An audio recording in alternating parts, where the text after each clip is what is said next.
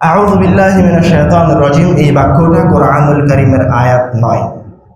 কোরআনুল কারীমের আয়াত কি? ফাস্তাইয বিল্লাহি মিনাশ শাইতানির রাজিম, এটা হচ্ছে কোরআনুল কারীমের আয়াত। আল্লাহ রাব্বুল আলামিন বলছেন, তুমি শয়তান থেকে আমার নিকটে আশ্রয় চাও।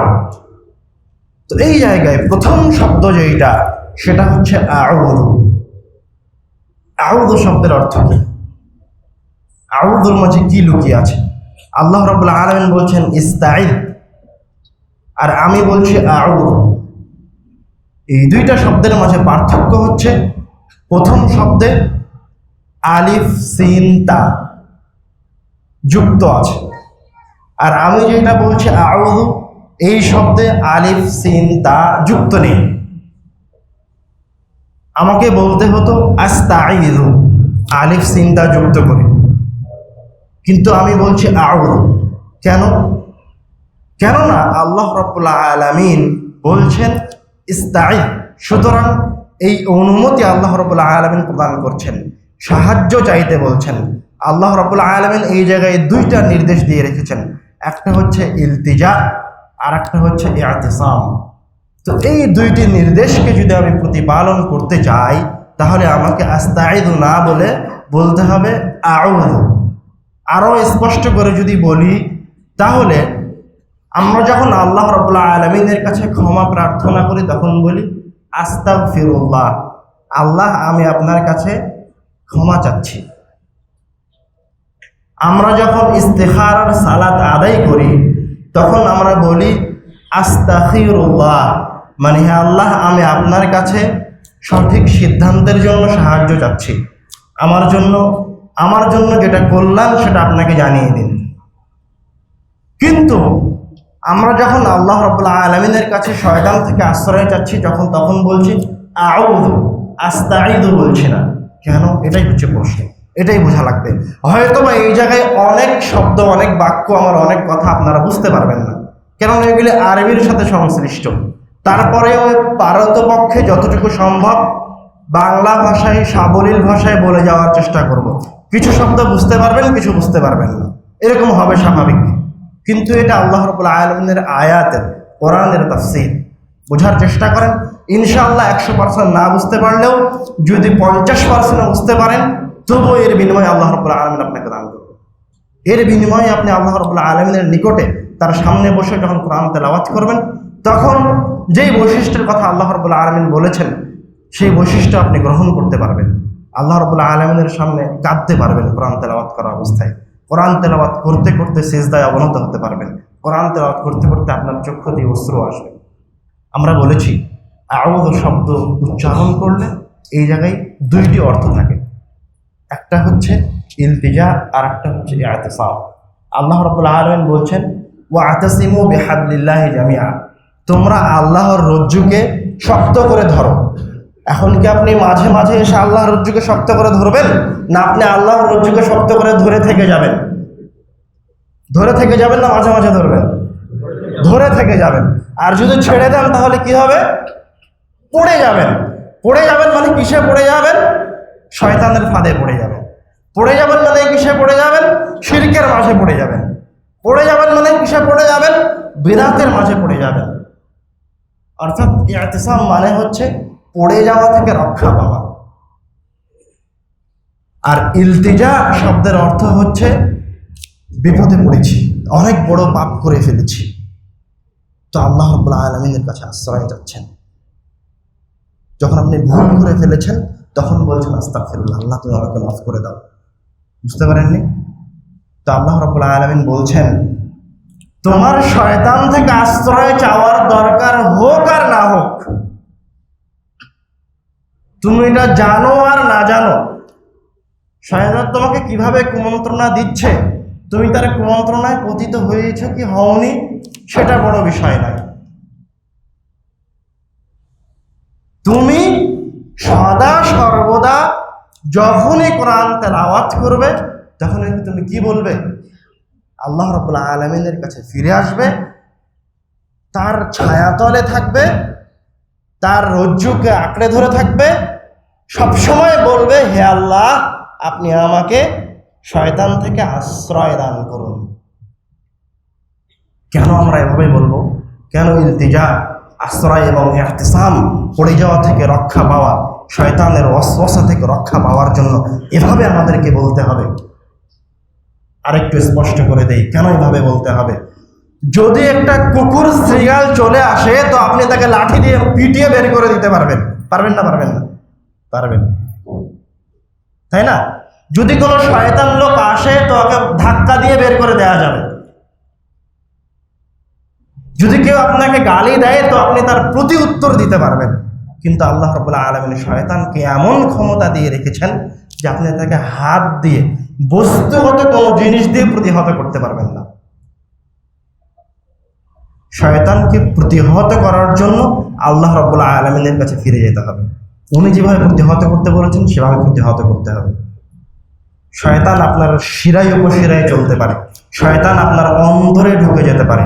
আল্লাহ রাব্বুল আলামিন বলছে, আমি শয়তানকে ওই ক্ষমতা দিয়ে রেখেছি যে শয়তান তোমার অন্তরে, তোমার বিবেকে বসবাস করতে পারে, কল্পনার বাইরে। এত বড় শত্রু আপনার অন্তরে বসবাস করবে, এত বড় শত্রু আপনার শিরায় উপশিরায় চলাফেরা করবে। শয়তান আপনি জন্ম হওয়ার আগে থেকে আপনাকে নিয়ে পরিকল্পনা করে রেখেছে কিভাবে আপনাকে পথভ্রষ্ট করবেন। যখন আপনি আপনার পিতার পাঁজরে শুক্রকীট হয়েছিলেন তখন থেকে শয়তান আপনাকে নিয়ে পরিকল্পনা করে রেখেছে। এই জন্য রাসূল সাল্লাল্লাহু আলাইহি ওয়াসাল্লাম আমাদেরকে দোয়া শিখিয়ে দিয়েছেন, আমাদের পিতা মাতার জন্য দোয়া শিখিয়ে দিয়েছেন। কি দোয়া? আল্লাহুম্মা জান্নিবনা শাইতানা ওয়া জান্নিবিশ শাইতানা মা রাযাকতানা। হে আল্লাহ, আপনি আমাকে আর আমার স্ত্রীকে শয়তান থেকে আশ্রয় প্রদান করুন, এবং আমার স্ত্রীর মিলনের মাধ্যমে যেই সন্তান এই দুনিয়াতে আসবে তাকে আপনি শয়তানের ওয়াসওয়াসা থেকে পরিত্রাণ দান করুন। শয়তান যতটা দ্রুত, শয়তান যতটা শক্তিশালী, রাসূল সাল্লাল্লাহু আলাইহি ওয়াসাল্লাম তার শক্তিকে প্রতিহত করার জন্য ওইভাবে আমাদেরকে দোয়া শিখিয়ে দিয়েছেন, ওইভাবে আমাদেরকে কুরআনুল কারীমের আয়াত শিখিয়ে দিয়েছেন। আপনারা কি আমার কথা বুঝতে পারছেন? এই জন্য যদি মনে করেন যে আমার সন্তান যেটা আসবে সে যেন কল্যাণের উপরে থাকে, তাহলে আপনাকে মিলনের সময় এই দোয়া তেলাওয়াত করতে হবে, এই দোয়া পাঠ করতে হবে। তাহলে শয়তান থেকে আপনার সন্তানকে আশ্রয় প্রদান করা হবে। আপনি লাঠি দিয়ে শয়তানকে তাড়াতে পারবেন না, গালি দিয়ে শয়তানকে তাড়াতে পারবেন না। শয়তান আপনার শিরাই উপশিরাই চলাফেরা করতে পারে। আর যখন কুরআনুল কারীম তেলাওয়াত করছেন তখন আপনার বিবেক, আপনার মস্তিষ্ক মহান রব্বুল আলামিনের কিতাবের দিকে একাগ্রতার সাথে তার কিতাবের প্রত্যেকটা আয়াতকে শ্রবণ করার জন্য পরিপূর্ণ মনোযোগী হতে হবে। এই জন্য আপনাকে সবার আগে আপনি যেন মনোযোগী থাকতে পারেন, এই জন্য বলতে হবে আউযু, প্রতিপালক তোমার কাছে ফিরে এসেছি, তোমার কাছে আশ্রয়ে যাচ্ছি। আশা করছি আউযু শব্দটা বুঝতে পেরেছেন। এবার আসি বিল্লাহ। আল্লাহ শব্দটার কিছু বৈশিষ্ট্য রয়েছে। আল্লাহ হচ্ছে আমরা যার ইবাদত করি তার নাম। আল্লাহ ওই শব্দ, যেই শব্দ পৃথিবীতে কোনো ইলাহ, কোনো মাবুদের জন্য ব্যবহার করা হয়নি, শুধুমাত্র প্রতিপালকের জন্য আল্লাহ শব্দকে ব্যবহার করা হয়েছে। এই শব্দ, এই আল্লাহ শব্দ শুধুমাত্র আল্লাহ রাব্বুল আলামিনের সাথে খাস। আপনি যদি সরজমিনীয় তদন্ত করে দেখেন তাহলে আপনি দেখবেন না কোনো মূর্তির নাম আল্লাহ, কোনো মূর্তির নাম আপনি আল্লাহ খুঁজে পাবেন না, কোনো দেবদেবীর নাম আপনি আল্লাহ খুঁজে পাবেন না। এই আল্লাহ নামটা শুধুমাত্র আমাদের মাবুদের সাথে খাস। এটা হচ্ছে আল্লাহর একটা বৈশিষ্ট্য। আর একটা বৈশিষ্ট্য, এই শব্দটা কোনো সময় পরিবর্তন হয় না, এই শব্দটা কোনো সময় রূপান্তরিত হয় না। আরবি ভাষায় সব শব্দ রূপান্তরিত হয়। যেমন আমি বললাম নাসারা একটা শব্দ, এই শব্দ রূপান্তরিত হয়ে গেল ইস্তানসারা। আমি বললাম এখন আউযু, এই শব্দ রূপান্তরিত হয়ে কি হয়? আস্তাঈযু, তাই না? এই শব্দ রূপান্তরিত হয় ইস্তাঈয। একাধিক রূপান্তর ঘটে, পরিবর্তন ঘটে শব্দের মাঝে। কিন্তু আল্লাহ এমন একটা শব্দ, যেই শব্দ সদা সর্বদা আল্লাহই থাকে, যার কোনো রূপান্তর ঘটে না, পরিবর্তন ঘটে না। আল্লাহ এমন একটা শব্দ, যেই শব্দের সাথে অন্য কোনো শব্দ অন্য কোনো জমির সর্বনাম যুক্ত হতে পারে না। অন্য সকল শব্দের সাথে সর্বনাম জমির যুক্ত হয়, রব এই শব্দটার সাথেও জমির যুক্ত হয়, সর্বনাম অক্ষর আর একটা অক্ষর যুক্ত হয়ে যায়। কিন্তু আল্লাহ, আলিফ লাম লাম হা, এই শব্দের সাথে আপনি কোনো শব্দকে, কোনো অক্ষরকে যুক্ত করতে পারবেন না। আল্লাহ হুকুম এরকম কোনোদিন হয় না, রব্বুকুম হয়।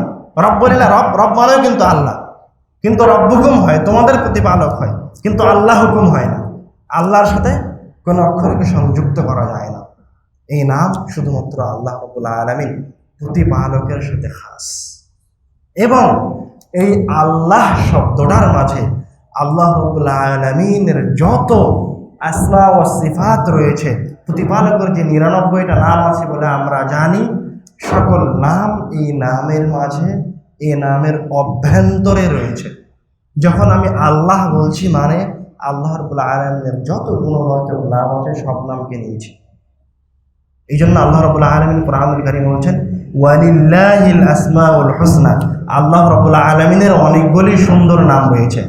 আমরা যদি বলি আল্লাহু রহমান, আল্লাহ কি দয়ালু, কিন্তু আমরা এই কথা বলতে পারবো না যে রহমান আল্লাহ।